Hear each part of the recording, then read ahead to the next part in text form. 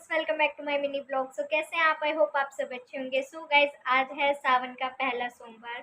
तो आज से शुरू होते हैं मेरे 16 सोमवार के व्रत। तो सुबह मैं 6 बजे उठी थी और डेली रूटीन का वर्क करा अपना। और अभी हम करते हैं पूजा और साथ में चलते हैं मंदिर। तो अभी मैं करूँगी घर में जोत जला के शिव जी के, फिर चलते हैं साथ में मंदिर। और गाइज, मैंने वो वाला सूट डाला है जो मैंने रेडी करा था सावन के लिए। तो गाइज कमेंट करके बताना है कैसा सिला है कैसा नहीं। तो मुझे तो काफ़ी अच्छा लग रहा है, अब आप बताना कि कैसा लग रहा है। तो अभी मैं आपको दिखाती हूँ प्रॉपर। देखो, ये कुछ इस तरीके से लग रहा है। और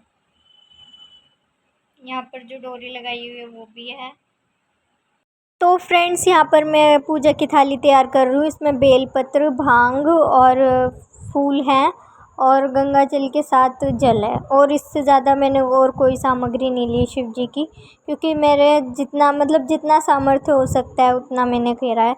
तो मैं कुछ सीधे सरल तरीके से 16 सोमवार के व्रत उठाती हूँ और सावन में ही उठाती हूँ, क्योंकि ये व्रत सावन में उठाना बहुत शुभ होता है। तो गाइस, 16 सोमवार के व्रत रखते रखते मुझे कम से कम 10-11 साल हो गए। और मैं जब से कंटिन्यू रखती आ रही हूँ। भगवान करे ये व्रत मेरे हमेशा, जब तक मेरा जीवन रहे तब तक कंटिन्यू रहे। तो जब हम कोई चीज़ को लगातार करते रहते हैं तो भक्ति श्रद्धा अपने आप बढ़ती है। तो मैं लगा रही हूँ अलग से चौकी महादेव की, क्योंकि जब अगर हम किसी चीज़ का संकल्प लेते हैं तो चौकी तो बिठानी ज़रूरी होती है। तो गाइज़, ज़रूरी नहीं है कि आप अलग अलग सामग्रियाँ शिव जी के लिए इकट्ठी करो। आपके पास जितना भी सामर्थ्य है आप उसके अनुसार अपनी पूजा विधि में जितने भी है आप कर सकते हो। क्योंकि क्या है ना, भोलेनाथ को तो सिर्फ ऐसे देवता हैं कि एक लोटे जल से ही ये प्रसन्न हो जाते हैं। इनको ज़्यादा कुछ अर्पण करने की ज़रूरत नहीं होती। और वैसे भी ये देवाधिदेव महादेव हैं, इनको हमारी क्या औकात कि हम इनको कुछ समर्पण कर पाए। तो आपका जितना सामर्थ्य है आप अपनी श्रद्धा भक्ति अनुसार उतना कर सकते हो। तो मैं हमेशा से सीधे और एक बिल्कुल सरल तरीके से मैं ये व्रत उठाती हूँ। और गाइज़, और फ्रेंड्स, आप कोई भी व्रत पूजा करते हो, कुछ भी करते हो, तो सबसे बड़ी चीज़ होती है भाव।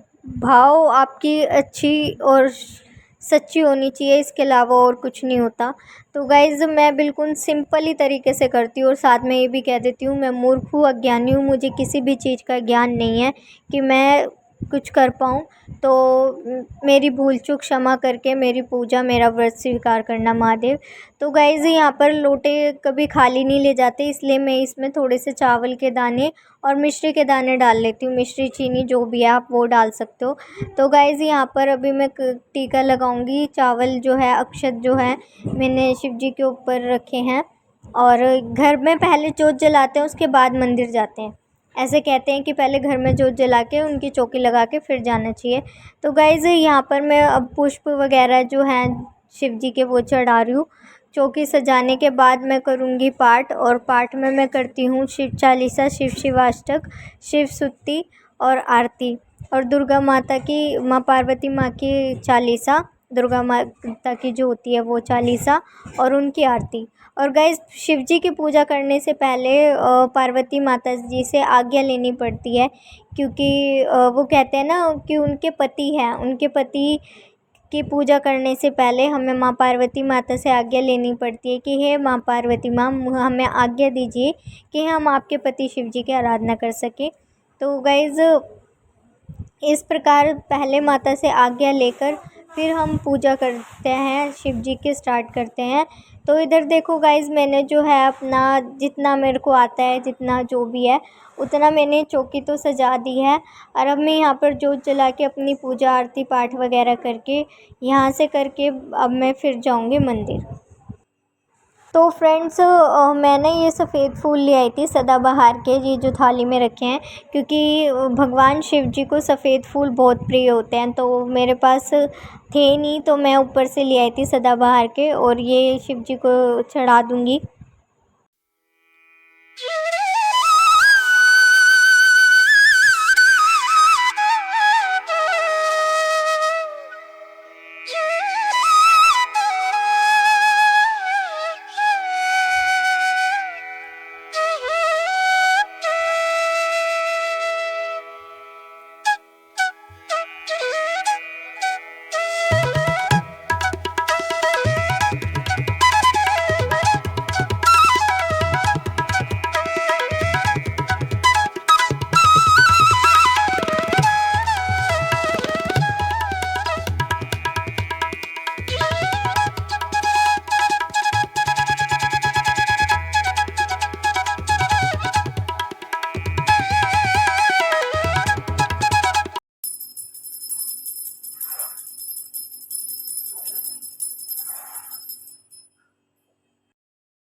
तो गाइज़ आप देख सकते हो हमारा जो मैंने चौकी लगाई है वो कितनी सुंदर लग रही है और बहुत ही प्यारी लग रही है मुझे तो देखने में। और मैंने यहाँ पर जोत जला दी है।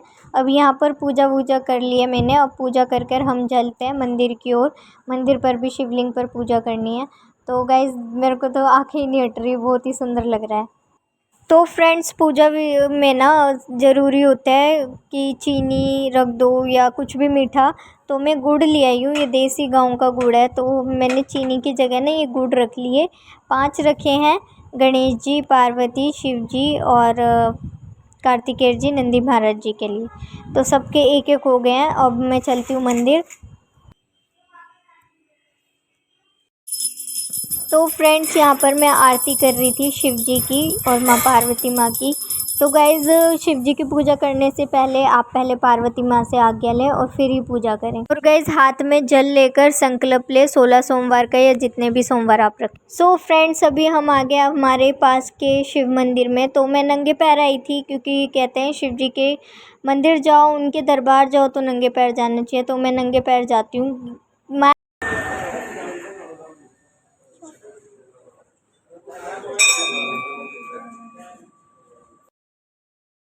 तो गाइज़ ये शिव मंदिर है और शिव मंदिर में ना थोड़ी सी भीड़ हो रही थी, थोड़ी सी नहीं थोड़ी सी ज़्यादा ही हो रही थी।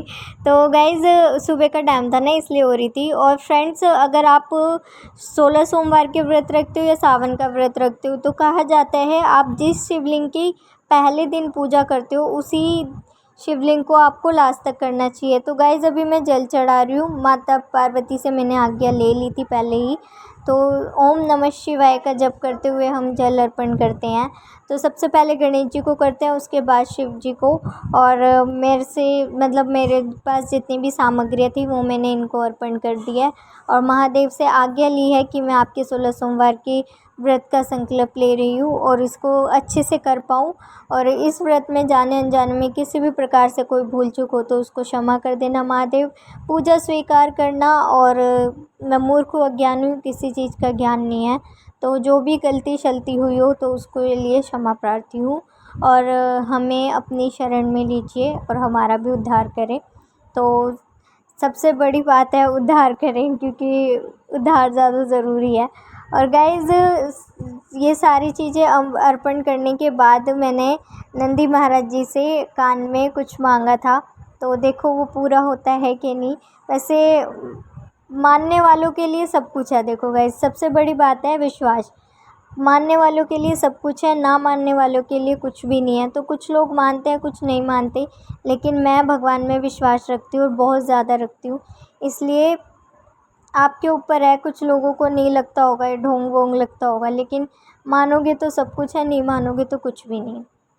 तो गाइज़ यहाँ पर मेरी पूजा जो है संपन्न हो चुकी है, पूरी हो चुकी है। और अब मैं धूप बत्ती दिखाकर, और ये जो धूप बत्ती है वो मैं बाहर रखूँगी ताकि मंदिर जो है मेरी वजह से गंदा ना हो। क्योंकि कुछ लोग जो है दिया वगैरह रख जाते हैं जिससे गंदगी मंदिर में थोड़ी बहुत गंदा हो जाता है और वो पंडितों को साफ़ करना पड़ता है, इसलिए मैं बाहर ही रखती हूँ। तो गाइज़ अगर शिवलिंग के ऊपर ज़्यादा ढेर से भी लग गया ना बेलपत्र भांग धतूरे के, तो वो हटा के बाल्टी में भी रख देती हूँ। थोड़ा बहुत साफ़ भी कर देते हैं, क्योंकि गंदा भी हम ही करते हैं तो संगाना भी हमें पड़ेगा। तो गाइज़ पूजा हो चुकी है और इनके दरबार आकर मान्यता इनके दरबार में आकर कोई भी खाली नहीं जाता। तो होप सो भगवान भोलेनाथ सबकी मनोकामना पूरी करे, साथ में मेरी भी करे, मेरा भी उद्धार करे और सभी का उद्धार करे। तो ये यहाँ पर मेरी पूजा हो गई है शिव जी पर। और मंदिर में आकर एक सुकून मिलता है जो कि शांति प्रदान करता है इनके दरबार में आके।